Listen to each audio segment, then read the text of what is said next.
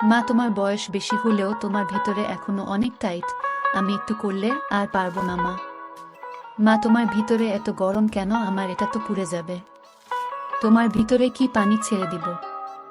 আমার কলিজার বন্ধুরা, তোমাদের জন্য নতুন আরও একটি সত্য ঘটনা নিয়ে এসেছি, আর তা আবার আপন মা ছেলে। বেশি কথা না বলে মূল ঘটনায় যায়। বন্ধুরা, আমার নাম নীলিমা মুখার্জি, বয়স 40 বছর। স্বামীর নাম নীলকান্ত মুখার্জি, বয়স 56 বছর। আর আমার ছেলের নাম নীলেশ মুখার্জি, বয়স 26 বছর। আমরা থাকি গ্রামে, মানে শহরতলিতে। স্বামী চাকরি করেন। আমার স্বামী দেখতে খুব সুপুরুষ। আমার বাবাই আমার স্বামীর চাকরির ব্যবস্থা করে দেন, আর সেই শর্তে সে আমাকে বিয়ে করে। আমার একটাই দোষ, তা হলো আমার গায়ের রং কালো। আমাদের বিবাহিত জীবন 20 বছর ভালোই চলছিল, কিন্তু সমস্যা হল স্বামীর বদলি হওয়ার পরে স্বামী শিলিগুড়ি থেকে কলকাতা বদলি হয়ে আসে। তারপর কুকর্মে ধরা পড়ে সে দ্বিতীয় বিবাহ করছে, যেটা আমি ও আমার ছেলে জানতে পারি কিছুদিন পর। এতে স্বামীর সাথে আমার তুমুল অশান্তি শুরু হয়। সে বাড়িতে খুব কমই আসে, কিন্তু আমার ছেলের কাছে আমাদের চলার মতো টাকা পাঠিয়ে দেয়। আমি ছেলের কাছে এই নিয়ে অনেক দুঃখ করি, তোর বাবা এরকম বেইমানি করতে পারলো। আমি একটু শান্ত প্রকৃতির মহিলা, তাই স্বামীর সব অন্যায় মুখ বুজে সহ্য করে যাচ্ছি। 6 মাস হয়ে গেল স্বামী বদলি হয়ে এসেছেন, কিন্তু আমরা তার কুকর্ম জানার পর আর সে বাড়িতে রাত কাটায়নি। মাঝে মাঝে আসেন, কিন্তু থাকেন না, টাকা দিয়ে চলে যান। এতে আমি আমার ছেলেকে শুধু বলি, তুই একটা কিছু করতে পারলে ওর টাকা আমি খেতাম না। আমার ছেলে নীলেশ অনেক চাকরির পরীক্ষা দিয়েছে, কিন্তু কোনো সুরাহা হচ্ছে না। একদিন নীলেশ চাকরির খোঁজে বেরিয়েছে, আমাকে বলে গেছে যদি কোনো সাধারণ চাকরিও পায় তাও করবে। ইতিমধ্যে আমার ছেলে নীলেশের বাড়িতে পোস্ট লেটার আসাতে আমি তাড়াতাড়ি নীলেশকে ফোন করে বাড়ি আসতে বললাম। নীলেশ বলে, কেন, কি হয়েছে মা? আমি বলি, তোর কল লেটার এসেছে। নীলেশ আসছি বলে ফোন রেখে দিল। ছেলে বাড়ি ফিরতেই আমি ওর হাতে লেটারটি দিয়ে বললাম, কষ্ট সফল হয়েছে। নীলেশ বলল, ওমা কি আনন্দ, চাকরি কাছাকাছি, বাড়ি থেকে যেতে পারবো। আমি বললাম, ভগবান আমার মুখের দিকে তাকিয়েছে। নীলেশ বলল, মা 10 জুলাই যোগ দিতে হবে। আমি বললাম, আর তো মাত্র 2 দিন বাকি। নীলেশ বলল, বাবাকে জানাব কি বলো? আমি বললাম, না, ওকে জানাবি না, আবার কি করে বসে থাক, ঠিক আছে? নীলেশ বলল, ঠিক আছে মা, তুমি যা বলবে তাই হবে। 2 দিন পর নীলেশ চাকরিতে যোগ দিল। 1 মাস কেটে গেল, মাইনে নিয়ে এসে আমার হাতে দিল। আমি খুব খুশি হলাম। নীলেশ ওর বাবাকে জানা, সেও নাকি খুশি হয়েছে। একদিন ওর বাবা বাড়িতে এলে আমাদের মধ্যে তুমুল ঝগড়া হলো। স্বামী আমাকে বলল, আমরা আইনিভাবে আলাদা থাকতে চাই, তুমি সই করে দাও বলে আমার হাতে পেপার ধরিয়ে দিল। আমি তখন ছেলেকে ডেকে বললাম, তোর বাবা এই বলছে, এখন তুই বল আমি কি করব? নীলেশ বলল, সই করে দাও, দরকার নেই বাবার, আজ থেকে তুমি আর আমি থাকবো। এই বাড়িকার বাবার কি? আমি বললাম, না আমার, তোর দাদু করে দিয়েছে আমার নামে।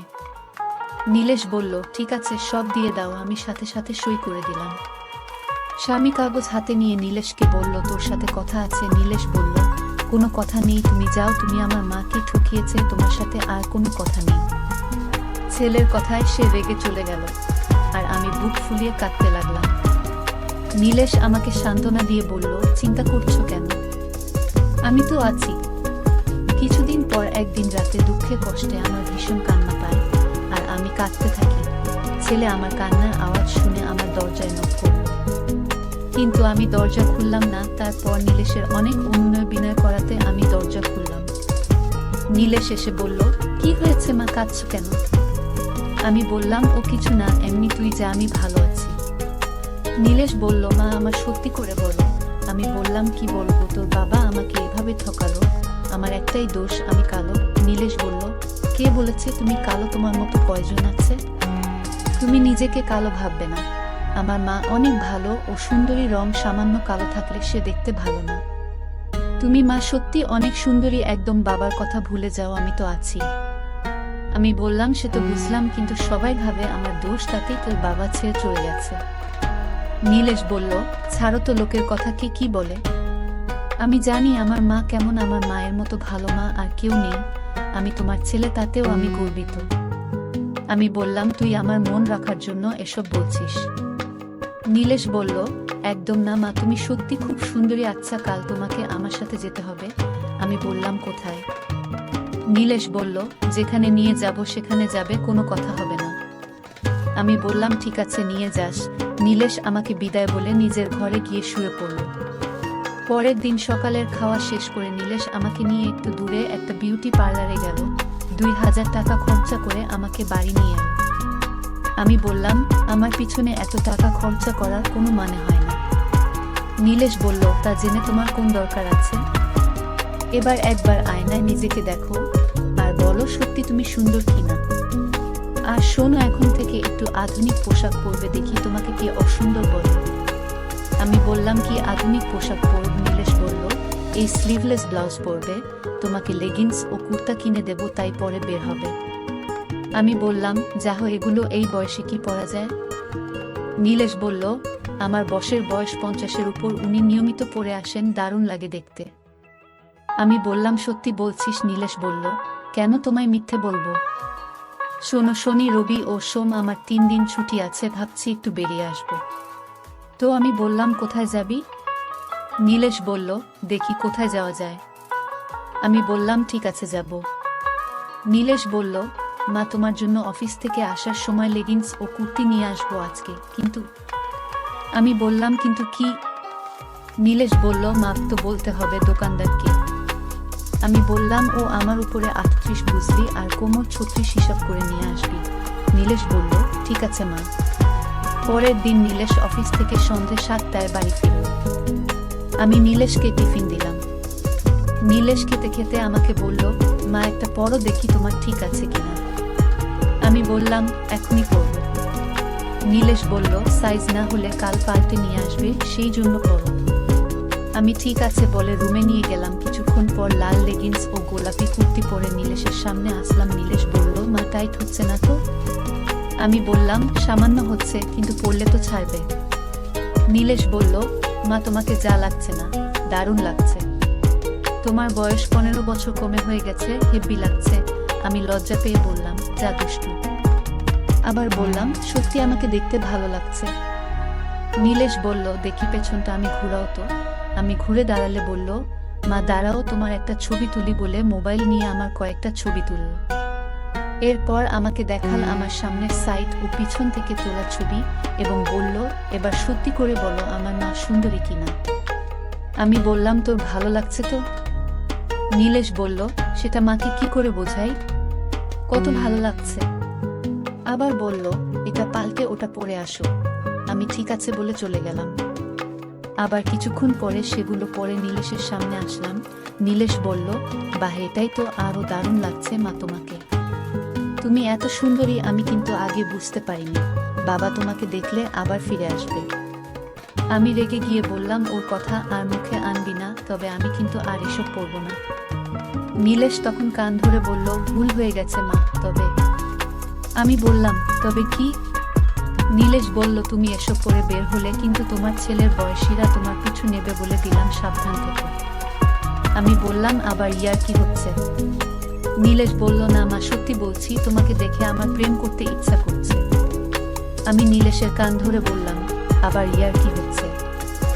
নীলেশ বলল সত্যি মা তোমাকে দেবীর মতো লাগছে, তোমার রূপের পূজা করতে ইচ্ছা করছে। আমি লজ্জা পেয়ে বললাম যা কি আজে বাজে বকছিস। নীলেশ বলল না মা সত্যি বলছি। আমি বললাম না এগুলো খুলে রেখে আসি। নীলেশ বলল না মা খুলে রাখার দরকার নেই, পরে থাকো না, আমি একটু দেখি তোমাকে। আমি বললাম অপরিষ্কার হয়ে যাবে না, তুই তো বললি ঘুরতে যাবি, তখন পরব। নীলেশ বলল তাতে কি, তোমার ছেলে এখন চাকরি করে, লাগে আর একটা কিনে দেব।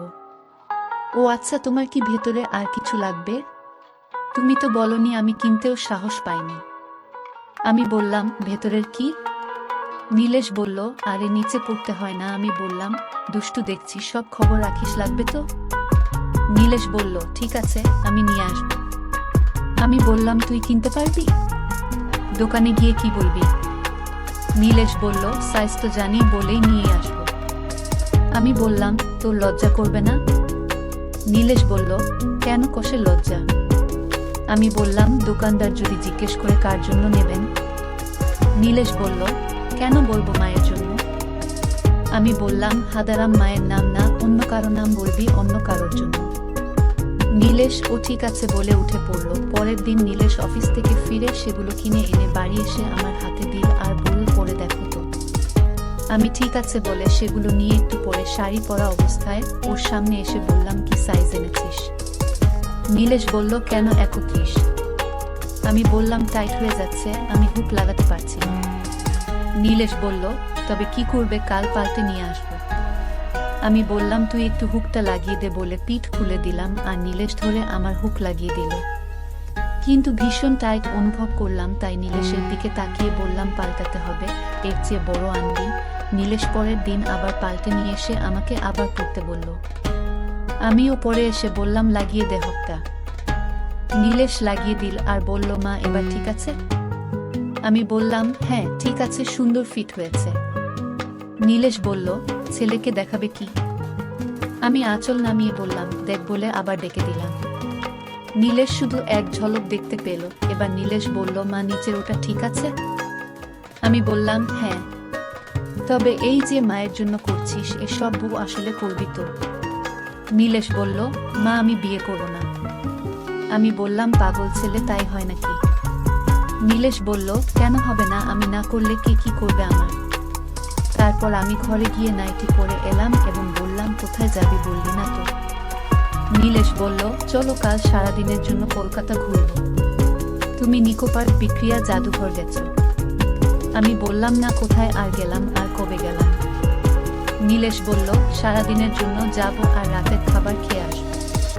আমি বললাম, ঠিক আছে, শনিবার যাব, কাল বাদ পরশু কেমন? নীলেশ বলল, ঠিক আছে, তাই হবে। শনিবার আমরা দুজনে, মা আর ছেলে, রেডি হতে লাগলাম। নীলেশ জিন্স আর টি শার্ট পরল। আমি ওকে বললাম, আমি কোনটা পরবো? নীলেশ বলল, লাল লেগিংস আর হলদে কুর্তি পরো। আমিও তাই করলাম। আমরা মা ছেলে বেরিয়ে 9:30টায় জাদুঘরে পৌঁছলাম। টিকিট কেটে ভেতরে ঢুকলাম, ঘণ্টাখানিক ভেতরে ঘুরে দেখলাম। তারপর বেরিয়ে রেস্টুরেন্টে ঢুকে খাওয়া দাওয়া করে ট্যাক্সি নিয়ে পার্কের দিকে গেলাম। সেখানে সব জোড়া জোড়া বসে আছে। নীলেশ আমাকে বলল, মা এখানে একটু বসবে? আমি বললাম, হ্যাঁ চল একটু বসি। আমরা পুকুরের পাড়ে চলে গেলাম। সেখানে একটা ফাঁকা বেঞ্চ পেলাম, সেখানে গিয়ে বসলাম। সব বেঞ্চে যা হচ্ছে তা বলে বোঝাতে পারবো না, সবকিছু ওপেন ভাবে ধরাধরি হচ্ছে। আমি একটু লজ্জা পেলাম আর এদিক ওদিক দেখছি, আবার নীলেশের দিকে তাকাচ্ছি। নীলেশ তখন বলল, মা এখান থেকে যাবে নাকি? আমি বললাম, কোথায় যাব? নীলেশ বলল, ঠিক আছে তাহলে বস। আমি বললাম, নিরিবিলি জায়গা কিন্তু। নীলেশ বলল, কিন্তু কি? আমি বললাম, না, এই যা হচ্ছে তাই বলছি। নীলেশ বলল, কি হচ্ছে? আমি বললাম, দেখতে পাচ্ছিস না কি হচ্ছে? নীলেশ বলল, ওদের কাজ ওরা করেছে, আমাদের কি?